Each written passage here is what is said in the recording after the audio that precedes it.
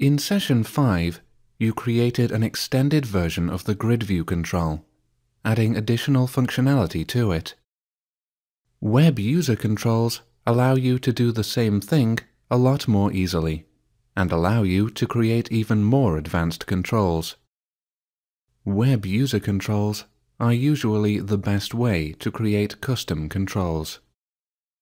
To begin this lesson, open the Joe's Bar Web Application project from your Sample Files folder.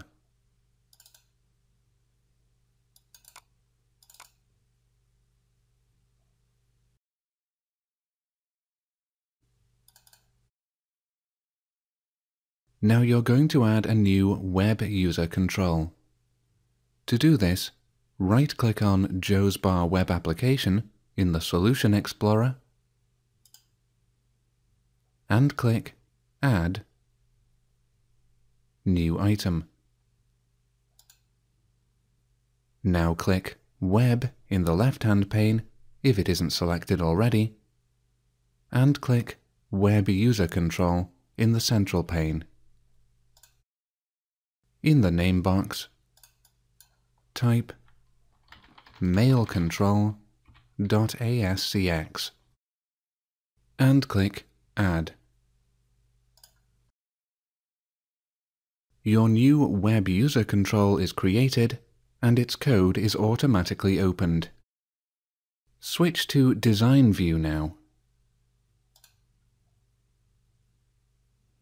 A Web User Control can be edited in exactly the same way as an ASPX page. Add a text box control to the Web User Control by simply dragging one from the toolbox onto the design surface.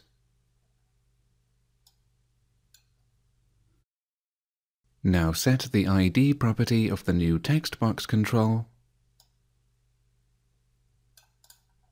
to text box email address.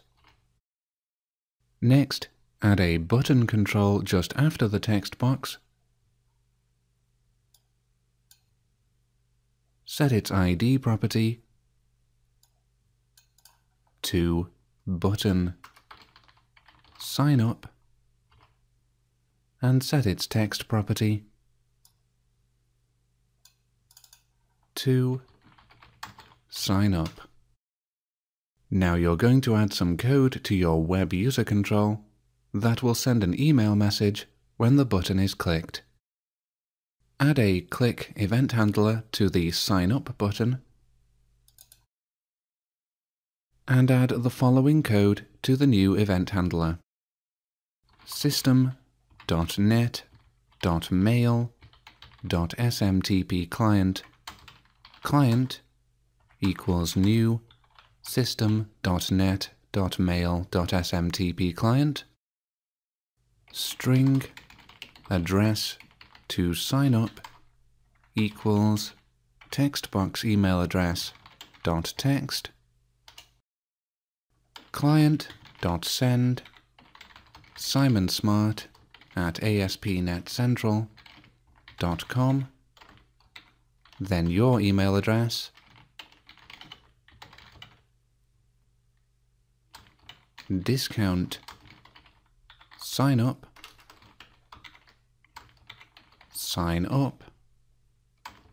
plus address to sign up.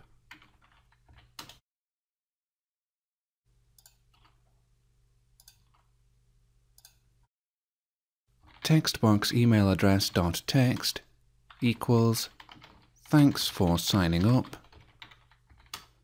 Button sign up dot enabled equals false. Text box email address dot enabled equals false. This code sends an email message when the button is clicked. Note that Web User Controls can contain their own custom methods and properties.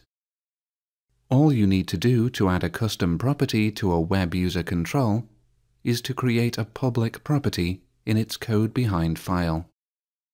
Note that in order for the property to be visible in the Properties window, the property will require get and set accessors. These are covered in Session 7 of the Essential Skills course.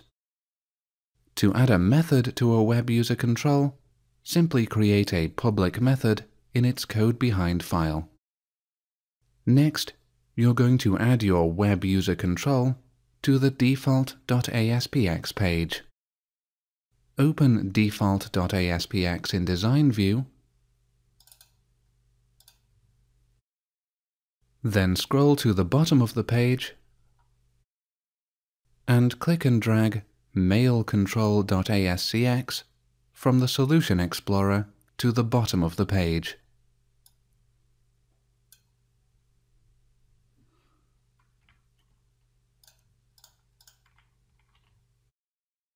Your web user control is added to the page just like any other control. Switch to Source View now,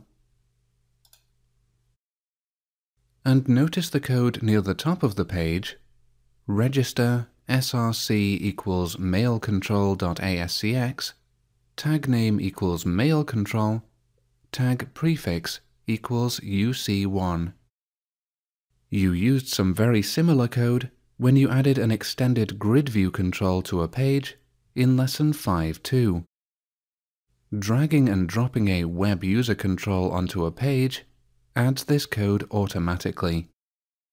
Test your code now by viewing default.aspx in your web browser.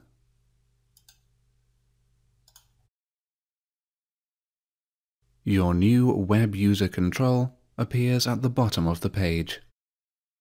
Note that the Sign Up button will not work unless a mail server is available. You learned about this in Lesson 2.9.